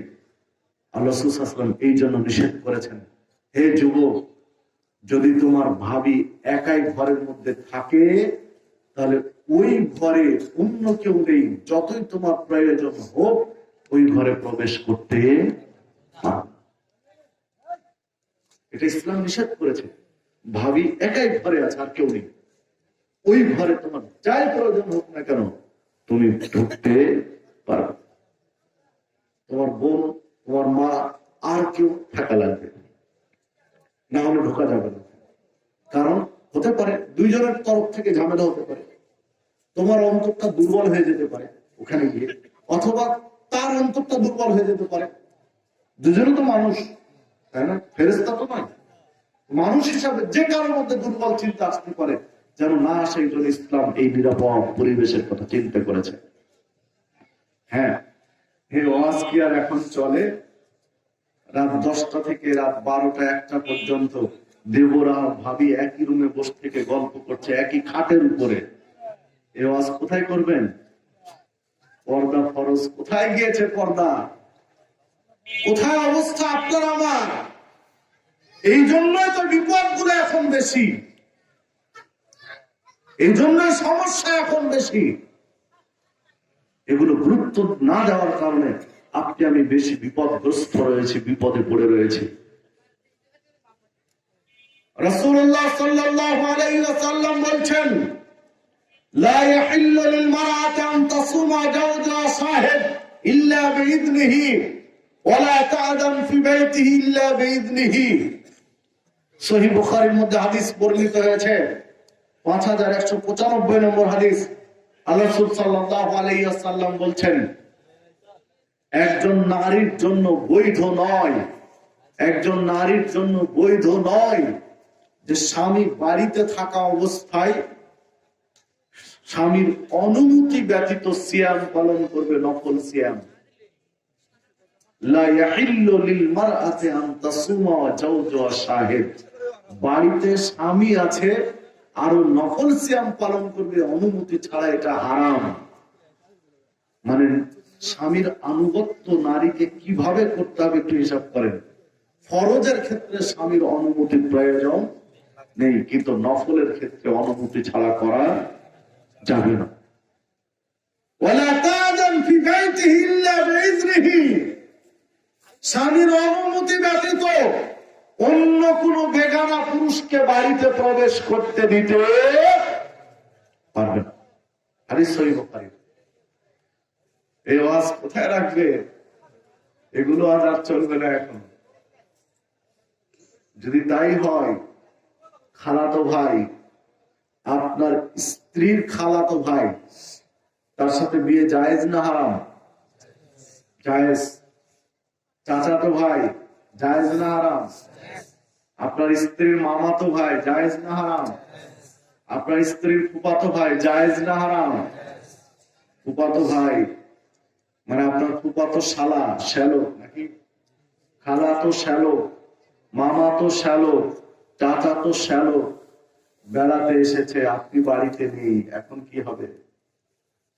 যদি স্ত্রী দরজা না খুলে, তাহলে আগামীকাল থেকে শ্বশুর বাড়ি আপনার যাওয়া হয়েছে। যান শ্বশুর বাড়ি, কি অবস্থা হয়, তাই না? আপনি বাড়িতে নেই, দিব্যি বাড়িতে ঢুকে আছে। আপনার চাচা তো শ্যালক, খালা তো, ফুপা তো, চাচা তো, মামা তো, ইত্যাদি শ্যালক বাড়িতে বসে আছে আপনার স্ত্রীর সাথে গল্প করছে, কিছুই বলা যাবে না। এমন এক উদ্ভট সমাজ ব্যবস্থা তৈরি করেছি, কিছুই বলা যাবে না। বলতে গেলে আপনি হলেন অসামাজিক, আপনি সভ্যতা সংস্কৃতি বুঝেন না।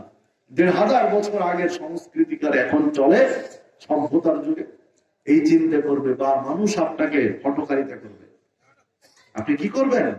ইসলাম একদিকে আর মানুষের চিন্তাধারা আর একদিকে। যদি বলেন যে এই ওয়াজ এখন আর চলবে না, তাহলে এই ওয়াজ কি সুন্দরবনের ভিতরে গিয়ে করতে হবে? এই হাদিস কি সুন্দরবনে যান ওই বনের হিংস্র প্রাণীদের কাছে করার জন্য আল্লাহ রাসূল সাল্লাল্লাহু আলাইহি ওয়াসাল্লাম বলেছেন, না আফ্রিকার জঙ্গলে করার জন্য বলেছেন? এই চিন্তাধারার পরিবর্তন যদি করতে না পারি, তাহলে সমাজ ব্যবস্থা ভালো করা সম্ভব হবে না, যাবে না। সম্মানিত উপস্থিতি, যে কথা বলছিলাম, একজন নারী অন্য পুরুষকে বাড়িতে প্রবেশ করতে দিতে হলে আগে স্বামীর অনুমতি নিতে হবে। যদি অনুমতি দেয় প্রবেশ করবে, অনুমতি না দিলে প্রবেশ করবে। ইসলাম কত সুন্দর জীবন ব্যবস্থা দেখেন। হতে পারে যে ওর ওয়াইফের, যুবকের ওয়াইফের একটু রিলেশন ছিল, সম্পর্কে ছিল খালাতো ভাইয়ের সাথে, হতে পারে, যেটা কোনো না কোনো ভাবে ও জানে। এখন ওর খালাতো শালক বেড়াতে এসেছে, তো যদি স্ত্রী তার কাছে প্রথমে ফোন দিয়ে শুনে যে তুমি তো বাড়ি নেই, আমার খালাতো ভাই বেড়াতে এসেছে, তাহলে কি করবো? এখন স্বামী যদি অনুমতি দেয় তাহলে দেখেন খুব দ্রুত বাড়ি ছুটে আসবে, কিন্তু অনুমতি দিলেও দ্রুত বাড়ি আসবে, কারণ ও জানে যে এখানে একটা বিপদ হতে পারে। দ্বিতীয়ত ও আসতে পারলো না, পাশে তার চাচার বাড়ি বা ভাইয়ের বাড়ি বা আর কারো বাড়ি, তো চাচিকে ফোন দিয়ে বলবে যে চাচি একটু আমাদের বাড়িতে যাও, তো বলবে না? বা যদি মা থাকে ভাইয়ের বাড়িতে, তো মাকে বলবে মা তুমি আমার বাড়িতে যাও।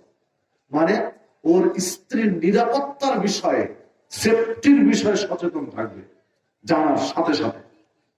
আর যদি নিশ্চিত জানে যে না তার খালাতো ভাই পরহেজগার, এইরকম আশঙ্কা নেই, তাহলে বলবে ঠিক আছে বাড়িতে বসতে দাও, আমি আসছি, ওর মতো আসবে। মানে সমস্যা থাকলে তারও একটা সমাধান মাথায় খুঁজবে, সমস্যা না থাকলে তারও একটা সমাধান দিবে। এই জন্য ইসলাম দিয়েছে যে স্বামীর অনুমতি ছাড়া প্রবেশ করতে দিতে পারবে না।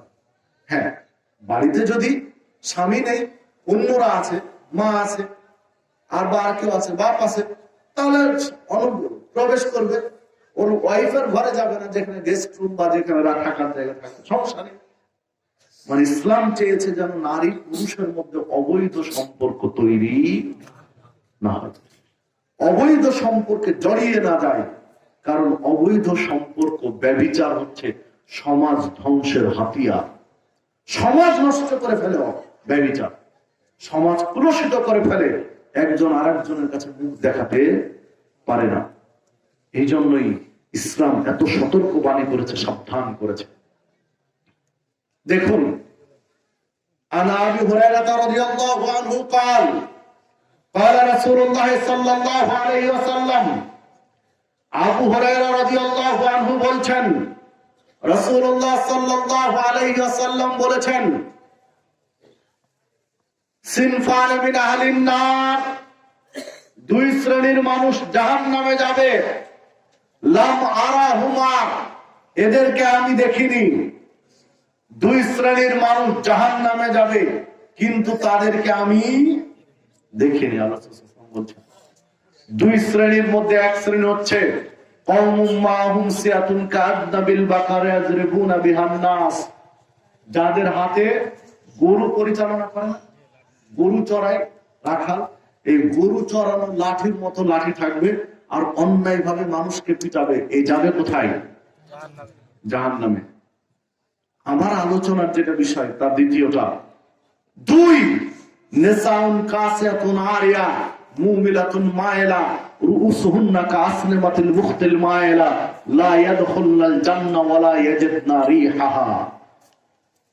দ্বিতীয় শ্রেণী হচ্ছে এমন নারী, যে নারী পোশাক পরে নগ্ন থাকবে, পোশাক পরার পরে উলঙ্গ থাকবে, পোশাক পরে নগ্ন দেহে থাকবে, অন্যকে নিজের দিকে আকৃষ্ট করবে, নিজে অন্যর দিকে আকৃষ্ট হবে। লা ইয়াদখুলনাল জান্নাহ, এই নারী জান্নাতে যাবে না। ওয়ালা ইয়াজিদনা রিহাহা, জান্নাতের সুগন্ধি পর্যন্ত পাবে। অথচ জান্নাতে যেতে 70 বছর লাগবে, এত দূর থেকে জান্নাতের সুগন্ধি পাওয়া যায়। জান্নাতে পৌঁছতে দ্রুতগামী যানবাহনে 40 বছর লাগবে, এত দূর থেকে জান্নাতের সুগন্ধি পাওয়া যায়। জান্নাতে যেতে 100 বছর লাগবে একটা যানবাহনে, এত দূর থেকে জান্নাতের সুগন্ধি পাওয়া যায়। আপনি হিসাব করেছেন? অথচ যেই নারী পোশাক পরে নগ্ন থাকে, দেহের অঙ্গ প্রত্যঙ্গ দেখা যায়, সে জান্নাতে যাবে না, তো যাবে না, সুগন্ধি পর্যন্ত পাবে না। সম্মানিত উপস্থিতি, সহিহ মুসলিমের 7373 নম্বর হাদিস, পোশাক পরে নারী নগ্ন থাকে, এইটা সাহাবীরা হয়তো বা বুঝছিলেন কিনা আমাদের বুঝতে কি বাকি আছে? আমাদের নারীদের যে পোশাক, তা পোশাক পরে নগ্ন আছে, এটা নতুন করে ব্যাখ্যা করার প্রয়োজন। একটা পুরুষের যত শালীন পোশাক, নারীর কত শালীন পোশাক নেই। পোশাক পরার পরে দেহের অঙ্গ প্রত্যঙ্গ দেখা যায় না? আপনি দেখেন অনেক মেয়েদের, ওরা যে থ্রি পিস পরে, এই থ্রি পিসের হাতটা মশারির নেট। হাত কি? মশারির নেটের কাপড় দিয়ে হাত বানানো আছে। এইরকম থ্রি পিস পাওয়া যাবে না? আছে না নেই? আপনি যান ময়মনসিংহ শহরে, যদি না পাওয়া যায় তাহলে কথা বলি যে মশারির নেটের মতো হাতওয়ালা কাপড় নেই নারীদের।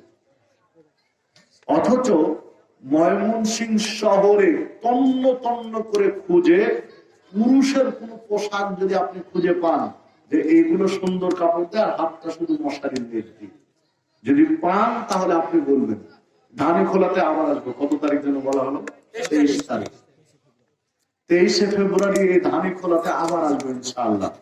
ধানি খোলা একদম প্রপারে, ধানি খোলা বাজারে আবার আসবো, সেই দিন আপনার সাথে কথা হবে। হ্যাঁ, কেউ বানিয়ে নিয়ে আসবেন একটা, সেটা নয়। কেউ আছে না জাল মেকার, আছে না? এখন একজন বক্তার স্ট্যাটাস, ওয়াজ করার পরে এক বান্ডিল টাকা দিয়েছে বক্তাকে। তো বাড়ি এসে ওই বান্ডিল খুলে গুনে দেখে যে ওর ভিতরে একটা 500 টাকার জাল নোট, 500 বা 1000 টাকা, 500 বা 1000 টাকার জাল নোট। এই জন্য ওই জাল নোটটা দিয়ে ও ফেসবুক স্ট্যাটাস দিয়েছে যে ওয়াজ করে টাকা গুনে দেখি না, তাই জাল নোট দিয়ে আমাকে টাকা দিয়েছে। উনি স্ট্যাটাস দিয়েছেন।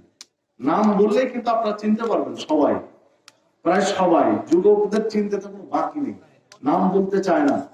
তো আমার যেটা প্রশ্ন, যে একটা জাল নোট 1000 টাকা বা 500 টাকার জাল নোট দিয়েছে, তাই তার কলিজা পুড়ে যাচ্ছে, তাই না? ওই স্ট্যাটাস দিয়ে শুধু বাংলাদেশের মানুষ নয়, ওরা পৃথিবীর মানুষকে জানাচ্ছে যে তার সাথে কি করা হয়েছে? প্রতারণা করা হয়েছে। মাহফিল থেকে তার সাথে প্রতারণা করা হয়েছে, ধাপ্পাবাজি করা হয়েছে, চিটারি করা হয়েছে। এই জন্য গোটা পৃথিবীর মানুষকে জানাচ্ছে যে আমি গুনে দেখিনি, আমাকে জাল নোট দিয়েছে। কিন্তু আমার প্রশ্ন, তুমি যে হাজার হাজার জাল হাদিস প্রচার করেছো বাংলাদেশের মাটিতে, প্রত্যেকটা মাহফিলে জাল হাদিস দিয়ে তুমি কিসসা কাহিনী বর্ণনা করেছো, তো গোটা উম্মতের মধ্যে তুমি হৃদয়ে রক্তক্ষরণ করেছো, এর জবাব কে দিবে? একটা জাল নোট, তাই তুমি মনে করছো এটা প্রতারণা, জাতিকে জানাচ্ছ, কিন্তু গোটা জাতির সাথে যদি তুমি প্রতারণা করছো ইসলামকে নিয়ে, সেটা কি হবে? সম্মানিত উপস্থিতি, একটু হিসাব করা দরকার যে কোন পথে রয়েছে। হ্যাঁ, তবে এইরকম হওয়াটাও খুব কঠিন। গতদিন জুমার খুতবা দিলাম ঢাকায়, যখন প্রসঙ্গ আসলো দুটা কথা বলি, যদি আপনার এলাকায় থাকে সাবধান হতে হবে। ঢাকায় খুতবা দিতে গিয়ে মসজিদের ইমাম সাহেব কয়েকটা টাকা দেখালেন আমাকে, বেশ কয়েকটা টাকা দেখালেন, যে ওস্তাদ খুতবা এগুলো কিছু বলে, আল্লাহর ঘর, মসজিদ কার ঘর? আল্লাহর ঘর। এমন টাকা দিয়েছে যেটা চলার কোনো যুক্তি নেই। টাকার এই পিঠ ছিঁড়া, ওই পিঠ ছিঁড়া, কষ্টের দিয়ে তালি মালি দিয়ে মসজিদে দিয়ে গেছে। আল্লাহ কি ভিখারি? তোমার টাকা নেই ভাই, তুমি দিও না। তোমার কাছে টাকা নেই, তুমি দিও না।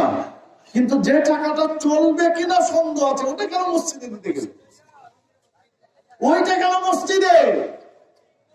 মাদ্রাসায় দান চাওয়া হচ্ছে, এটা তো হিফজখানা, তাই না? হিফজখানায় মাদ্রাসার দান চাওয়া হলো, এমন টাকা দিলেন যে টাকাটা চলবে কিনা সন্দেহ। এই টাকা কেন দিলেন? আপনি টাকা নাই দিলেন না, কিন্তু যে টাকা চলবে কিনা সন্দেহ, এই টাকা দান করতে আপনাকে কে বললো? নিজেই সন্দেহান।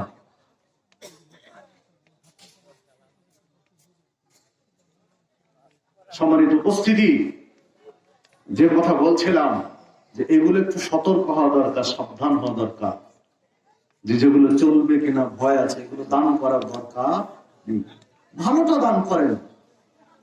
আল্লাহ রাসূল সাল্লাল্লাহু আলাইহি ওয়াসাল্লাম স্পষ্ট বলছেন, আল্লাহ রাব্বুল আলামিন বলেছেন, আদম সন্তান তুমি দান করো আমি দান করব, তুমি খরচ করো আমার পথে আমি তোমার জন্য খরচ করব। তো আপনি যদি ছিঁড়া টাকা দেন তো কি আল্লাহ কি দিবেন? ছিঁড়া কি দিবেন? ভালো দিবেন? আপনার নিয়ত খারাপ তো আপনার ভালোটা কোত্থেকে আসবে? এটা একটু চিন্তা করা দরকার। তুমি দান করো আমি দান করবো, আল্লাহ বলছেন তুমি দান করো আমি তোমাকে দেবো, তুমি আমার রাস্তায় খরচ করো আমি তোমার জন্য খরচ করবো।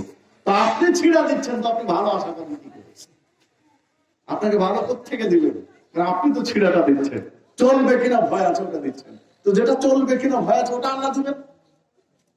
সম্মানিত উপস্থিতি, যে কথা বলছিলাম যে বানিয়ে নিয়ে আসার দরকার নেই, আপনি খুঁজে দেখেন পাবেন না যে মশারির নেটের মতো হাত পুরুষের পোশাক নেই, অথচ নারীদের আছে। এই বিষয়ে সাবধান হতে হবে। পুরুষের পোশাক গুলো কত সুন্দর, প্রত্যেকটা পোশাক পুরুষের সুন্দর, আর নারীর অধিকাংশ পোশাক অমার্জিত। শরীরের এই অংশ দেখা যায়, ওই অংশ দেখা যায়, এই পার দেখা যায়, ওই পিঠ দেখা যায়, ইত্যাদি ইত্যাদি। আর এত পাতলা কাপড়ের যা বলা কঠিন। এই নোংরামি, এটা হচ্ছে আল্লাহ রাসূল সাল্লাল্লাহু আলাইহি ওয়াসাল্লাম বলেছেন যে পোশাক পরিহিতা নগ্ন নারী জান্নাতে যাবে না, জান্নাতে সুগন্ধি পাবে না। আর এখন যে ফ্যাশনেবল বোরকা এসেছে, নানান ডিজাইনের বোরকা, এই ডিজাইনের বোরকা, যদি বোরকা মানে হিজাব, হিজাব মানে আড়াল করা, পর্দা করা, মানে একটা নারীর চেহারা সৌন্দর্য এমন ভাবে ঢাকা আছে যেন কেউ দেখতে না পায়, কেউ তার দিকে না দেখে। তো এত ডিজাইনেবল বোরকা পড়ছে, তার বোরকার দিকে দেখছে বারবার, তাহলে এটা কি হিজাবের মধ্যে পড়লো? তাকে না দেখে আবার বোরকা দেখছে, তাহলে কি করে হিজাব হলো? এত ডিজাইনের বোরকা নয়, বোরকা হবে ঢিলে ঢালা। আর বোরকা এত টাইট ফিটিং হবে না যে বোরকা পরার পর শরীরের অঙ্গ প্রত্যঙ্গ প্রকাশ পাবে, এইরকম বোরকা শরীয়তে জায়েজ নেই। বোরকা হবে ঢিলে ঢালা। এই হিসাবগুলো আপনাকে আমাকে কষতে হবে। হ্যাঁ, পুরুষরা ভাবতে পারে যে এরকম পোশাক পরছে ওই নারী যায় যেখানে যায় যাক, কিন্তু আপনি বাঁচবেন কি করে? আল্লাহ রাসূল সাল্লাল্লাহু আলাইহি ওয়াসাল্লাম বলছেন, তিন শ্রেণীর মানুষ জান্নাতে যাবে না। সালাসাতুন লা ইয়াদখুলুনাল জান্নাহ, তিন শ্রেণীর মানুষ জান্নাতে যাবে না। তিন শ্রেণীর এক শ্রেণী হচ্ছে আক্কলে ওয়ালিদাই, পিতামাতার অবাধ্য সন্তান জান্নাতে যাবে না। আর দায়ুস, দায়ুস জান্নাতে যাবে না। আল্লাযী ইউকিরু ফি আহলিল খাবাস, যে পরিবারে বেপরদার সুযোগ করে রাখে ও জান্নাতে যাবে না। নিজের পরিবারের নারী, নিজের কর্তৃত্বে থাকা নারী বেপরদায় চলাফেরা করে, হিজাব পরে না ঠিক মতো, বা যে বোরকা পরে এই বোরকা বোরকার কাতারে পড়ে না, ও জানার পরেও কোনো পদক্ষেপ নেয়নি, ইসলামের দৃষ্টিতে তাকে বলা হয়েছে দায়ুস। ওই যে হাদিস বলতে গিয়ে আগে রেখে দিয়েছিলাম যে তোমার স্ত্রী, যুবক তোমার স্ত্রীর টেবিলে খাবার পরিবেশন করছে আর তোমার ছোট ভাই তোমার স্ত্রীর কানের দুধ দেখছে, তুমি হলে দায়ুস। কারণ জিনাত দেখতে পাচ্ছে সে। জান্নাত হারাম, জান্নাতে যাওয়া যাবে না। 3 নম্বরে বলেছেন, ওটা বলবো না রেখে দেবো, মুদমেন খামরিন, যারা নেশা জাতীয় দ্রব্য পান করে। মুসলিম হয়ে বিড়ি খেতে পারে কোন মানুষ? জর্দা গুল খেতে পারে মুসলিম? আরে বিড়ি খোর তো মানুষের কাতারে পড়ে না। বিড়ি খোর কি মানুষ? বিড়ি খেতে খেতে কোথায় বসে খায়? পায়খানায় বসে যে জিনিস খায় ও কি মানুষ? ও যদি মানুষ হয় তাহলে আপনি কি? আপনি একটু চিন্তা করেন তো, মানুষ তো বিবেকবান প্রাণী, যে একদিকে পায়খানা করে আর একদিকে খাচ্ছে, পায়খানা করছে আর খাচ্ছে। ও যদি মানুষের কাতারে পড়ে তাহলে আপনি কি? আপনিও মানুষ, ও মানুষ, তাহলে তফাৎটা কোথায়, পার্থক্যটা কোথায়? আপনি পারবেন এক প্লেট একদম গোস্ত, ভাত, পোলাও, কুরমা ভর্তি করে দিয়ে যদি আপনাকে পায়খানায় দিয়ে দেওয়া হয় যে যান বসে খান, হেসে উড়িয়ে দেওয়ার জন্য নয়, হাসি লাগলেও আমি বিড়ি খদ্দের মাথায় যেন হিট করে জন্য কথাটা বলছি, পারবেন? যান আউট এবং ইন একসাথে হোক, এই চিন্তা যদি থাকে একজন বিড়ি করে তো বিড়ি খেতে পারে না, বিড়ি ছেড়ে দিতে হবে। এটা মুসলমানের খাবার নয়, মুসলিম তো দূরের কথা, মানুষের খাবার নয় এগুলো, অথচ মুসলিম খাচ্ছে। আবার কে আলুল হাদিস হওয়ার পরেও যদি এগুলো খায়, বিড়ি জর্দার বলতে ইজ্জত থাকে না, ইজ্জত শেষ হয়ে যাবে। একটু সাবধান। সম্মানিত উপস্থিতি, যে কথা বলতে চাচ্ছিলাম আজকের এই আলোচনা থেকে, যে আসুন পর্দার বিষয়ে আমরা অগ্রগামী হই। কখন ইমান ভেঙে গেছে জানি না, অথচ সালাত সিয়াম চলছে। ইমান রক্ষা করে আপনাকে আমাকে টিকে থাকতে হবে। একজন সাহাবী এসে বলছেন, আল্লাহ রাসূল সাল্লাল্লাহু আলাইহি ওয়াসাল্লাম আমাকে এমন একটা নসিহত করুন আপনার পরে যেন কারো কাছে আর এই বিষয় শুনতে না হয়। তো আল্লাহ রাসূল সাল্লাল্লাহু আলাইহি ওয়াসাল্লাম বললেন, কুল আমানতু বিল্লাহ, বলো আল্লাহর প্রতি ঈমান আনলাম, ফাস্তাকিম, এবং এই ঈমানের উপর সুদৃঢ় থাকো, কায়েম থাকো ঈমানের উপরে। যে হাদিসটি পাওয়া যাবে সহিহ মুসলিমের মধ্যে 4268 নম্বর হাদিস, সহিহ বুখারীর 4268 নম্বর হাদিস। অপর একটি হাদিসে আল্লাহ রাসূল সাল্লাল্লাহু আলাইহি ওয়াসাল্লাম বলেছেন, একজন সাহাবী এসে আল্লাহ রাসূল সাল্লাল্লাহু আলাইহি ওয়াসাল্লামকে বলছেন, মাল ঈমান, ঈমান কি, ঈমান কাকে বলে? তখন আল্লাহ রাসূল সাল্লাল্লাহু আলাইহি ওয়াসাল্লাম বলছেন, ইদা সাররাতকা হাসানাতুকা ওয়া সাআতকা সাইয়্যাতুকা ফাআনতা মুকবিল। যখন ভালো কাজ তোমার হৃদয়ে আনন্দ দিবে আর খারাপ কাজ কষ্ট দিবে, তখন তুমি ঈমানদার। ভালো কাজে আনন্দ পাওয়া যাবে আর খারাপ কাজে ব্যথা লাগবে, কষ্ট লাগবে, তখন বুঝতে হবে ওর মধ্যে ঈমান আছে বা ঈমান কাজ করছে। যে হাদিস মুসনাদে আমাদের মধ্যে বর্ণিত হয়েছে, 22,220 নম্বর হাদিস মুসনাদে আমাদের, এবং হাদিস সহিহ। সম্মানিত উপস্থিতি, ভালো কাজ যদি আনন্দ দেয় আর খারাপ কাজ যদি কষ্ট দেয়, তাহলে ঈমানদার। বিড়ি খেয়ে যদি কষ্ট না লাগে, তাহলে ঈমান কি আছে বলেন? জর্দা গুল খেয়ে যদি কষ্ট না লাগে, খারাপ না লাগে, ছি ছি ছি, জর্দা গুল আমি খাবো কেন, আমি তো মুসলিম, এই কষ্ট যদি না লাগে, তাহলে ঈমান আছে। বেপরদায় চলে বেগানা পুরুষ আমার শরীরের অঙ্গ প্রত্যঙ্গ দেখে ফেললো, দিয়ে যদি একটু খারাপ না লাগে মনের মধ্যে, তাহলে ঈমান আছে বলেন দেখি? ঘুষ খাওয়ার পরে যদি মনে কষ্ট না লাগে, তাহলে ঈমান আছে? সুদ খাওয়ার পরে যদি কষ্ট না লাগে, তাহলে ঈমান আছে? আইল কোপাতে গিয়ে, আইল বুঝেন তো, আইল বুঝেন না? বাতর, বাতর, বাতর কোপায় না? বাতর কাঠটাকে কোপায়, নিচু জমি উঁচু জমির বাতর কোপায়, মানে বাতর কিন্তু ওর নয়, বাতর কার? ওর আগের জমি, আর কাটছে কি নিচের জমি। কি আজীব, আশ্চর্য! যার বাতর সে কাটছে না, বাতর কাটছে যার না সে। দেখা যাচ্ছে 50 বছর পরে যখন জমিটা বিক্রি হচ্ছে, তখন বাতর এইখানে আর খুঁটি পড়ছে এইখানে, 2 হাত নিচে। মানে ওই লোক এতই তাকওয়াশীল আর পরহেজগার, 50 বছর কাটতে কাটতে 2 হাত ভিতরে ঢুকেছে। কি দিয়ে বুঝাবেন শরীয়ত? সম্মানিত উপস্থিতি, এক কোদাল মারার পরে, কোদাল তো বলে, বাতরে কোদাল মারলেন, আপনার যেটা আইলের নিচে, তখন 1/2 ইঞ্চি ছেড়ে মারতে হবে, যে 1/2 ইঞ্চি থাকলে ওর দিকে থাক, আমার দিকে যেন ওর 1/2 ইঞ্চি না আসে। এটা হলো ঈমান।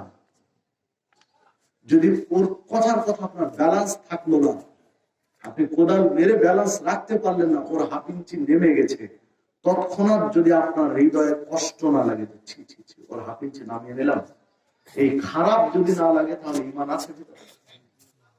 আল্লাহ রাসূল বলছেন, ভালো কাজ আনন্দ দিবে আর খারাপ কাজ কষ্ট দিবে, তখন তুমি মুমিন। তো তো খারাপ কাজ আপনাকে কষ্টই দেয় না, তাহলে ঈমান আছে? সম্মানিত উপস্থিতি, ছেঁড়া টাকা মসজিদের কোটায় দিয়ে যদি খারাপ না লাগে তাহলে ঈমান আছে? সম্মানিত উপস্থিতি, একটু খেয়াল করবেন বিষয়গুলো। পরস্পরকে গালি দিয়ে, গীবত করে, পরনিন্দা করে, পরচর্চা করে, আত্মসাৎ করে, কাউকে কষ্ট দিয়ে, জবান দিয়ে, হাত দিয়ে কষ্ট দিয়ে যদি খারাপ না লাগে তাহলে ঈমান আছে? ভালো কাজ, প্রত্যেকটা ভালো কাজে হৃদয়ে একটা আনন্দ পাওয়া যাবে, প্রত্যেকটা খারাপ কাজে হৃদয়ে কষ্ট লাগবে, তখন সেই ব্যক্তি মুমিন, অন্যথায় মুমিন নয়। সম্মানিত উপস্থিতি, দেখুন, ঈমান নেই তারপরে ভালো কাজ করলে কি কোনো কাজে আসবে? ঈমান ভেঙে গেছে, এরপরে সে ভালো কাজ করছে, কোন নেকি হবে? একজন হিন্দু যদি মসজিদ বানিয়ে দেয়, একার খরচে একটা মসজিদ, ওর জন্য জান্নাতে ঘর নির্মাণ হবে? কেন হবে না? তার ঈমান নেই, তার ঈমান নেই। একজন ইহুদি কাবা ঘর তওয়াফ করে হজ করলো, তার নেকি হবে? কেন হবে না? ঈমান নেই। তো আপনার আমার ঈমান ভেঙে যাওয়ার পরে যদি ইসলামের কাজ করি, নেকি হবে? আমরা ওযুর ভঙ্গের কারণগুলো জানি। ওযু ভেঙে যাওয়ার পরে যদি কেউ সালাত আদায়, 4 রাকাত সালাত, ধরেন এশারের 4 রাকাত সালাত, তো 4 রাকাত সালাতের চতুর্থ রাকাত পড়ে বৈঠকে বসেছে, তারপরে ওযু ভেঙে গেল, এখন তার কতটুকু নেকি হবে বলেন? সালাত বাতিল। নতুন করে ওযু করে এসে কি করতে হবে? সালাত করতে হবে, তাই? 3-4 রাকাত কিন্তু পড়া হয়ে গেছে, শেষ বৈঠকে ভেঙে গেল। তো অনুরূপ ঈমান ভেঙে যাওয়ার পরে কোনো কাজ আর টিকবে না। আমরা ওযু ভঙ্গের কারণগুলো জানি, এরপরে রোজা ভঙ্গের কারণ জানি, কিন্তু ঈমান ভঙ্গের কারণগুলো আমরা সবাই জানি না। ঈমান থাকা অবস্থায়, ইসলাম গ্রহণ করার পরে মুসলিম হয়ে কেউ যদি শিরকে আকবার, বড় শিরক করে, তাহলে ঈমান থাকে না, ঈমান ভেঙে যাবে। কেউ যদি গাউসুল আজম ইত্যাদি বলে আহ্বান করে কোন পীর ফকির মাশায়েখকে, তাহলে ঈমান। কেউ যদি নবীর কবরে গিয়েও বলে যে হে রাসূল, তুমি আমার ছেলেটার কল্যাণ করো, ঈমান থাকবে? ঈমান থাকবে। বলতে হবে কাকে? আল্লাহ। অনুরূপ ভাবে মুহাম্মদ সাল্লাল্লাহু আলাইহি ওয়াসাল্লামকে কেউ যদি কটাক্ষ করে, গালি দেয় বা ঠাট্টা বিদ্রূপ করে, তাহলে ঈমান থাকবে? ঈমান থাকবে না, ঈমান ভেঙে যাবে। অনুরূপ ভাবে ইসলামের কোন বিধানের চেয়ে অমুসলিমদের কোন বিধান যদি কেউ মনে করে যে এটা বেশি ভালো, তার ঈমান থাকবে? এইরকম 10টি কারণ রয়েছে, যে 10টি কারণে একজন মানুষের ঈমান ভেঙে যায়। তো একটা সংক্ষিপ্ত আমি আলোচনা শেষের পথে চলে এসেছি, যেহেতু রাত অনেক ভারী হয়েছে। তো একটা ছোট্ট বই এই লকডাউনের মধ্যে লিখেছি। বইটা ইচ্ছা করে ছোট করেছি যেন মানুষের ক্রয় ক্ষমতার মধ্যে থাকে এবং এক টানে পড়তে পারে। বেশি বড় হয়ে গেলে মানুষ পড়তে বিরক্ত হয়। এদিক খেয়াল রেখে ছোট্ট একটা বই আপনাদের এখানে নিয়ে এসেছি, ঈমান ও ইসলাম ভঙ্গের কারণ। ঈমানের গুরুত্ব, ফজিলত এবং ঈমান ও ইসলাম ভঙ্গের কারণ, কি কি কারণে ঈমান ভেঙে যায়। যে 10টি কারণ মুহাদ্দিসগণ উল্লেখ করেছেন, এই 10টি কারণ কোরআন এবং সহিহ হাদিস দিয়ে দলিল ভিত্তিক ছোট্ট একটা বই আপনাদের কাছে নিয়ে এসেছি, মাত্র 25 টাকা করে হাদিয়া। বইগুলো নিয়ে যাওয়ার চেষ্টা করবেন। মানুষকে তো অনেককে অনেক উপহার দিয়েছি, অনেক অনেক কিছু হাদিয়া দেই, তো হাদিয়া মানুষকে দিলে এইরকম কিছু বই হাদিয়ে দেবে। তার বই পড়ে ঈমান ভেঙে যাচ্ছে, ও যদি ঈমানটা ঠিক করে আজীবন আমল করে যত নেকি পাবে, আপনি তার অংশ একাই পাবেন। কেননা আপনি তার ঈমান ধরে রাখতে সাহায্য করেছেন, সহযোগিতা করেছেন। তো বইটি নিয়ে যাবেন, অন্তত 1 পিস করে প্রত্যেকের বাড়িতে থাকা দরকার ইমান ভঙ্গের কারণ, এবং প্রত্যেকেরই একবার করে পড়া দরকার। যারা আলেম ওলামা তাদের কথা দিল, তারা তো জানেন, সাধারণ মানুষ প্রত্যেকেরই পড়া দরকার। তো নিজে পড়বেন, অন্যকে পড়ার সুযোগ করে দিবেন, পরস্পরকে হাতিয়ে দিবেন। তো আলোচনা শেষ পর্যায়ে আপনাদেরকে বিশেষভাবে আহ্বান জানাই, জাহান্নাম থেকে বাঁচতে চাইলে বেশি বেশি দান সাদাকা করতে হবে। মহিলাদেরকে রাসূল সাল্লাল্লাহু বারংবার তাগিদ দিয়েছিলেন দান করার জন্য।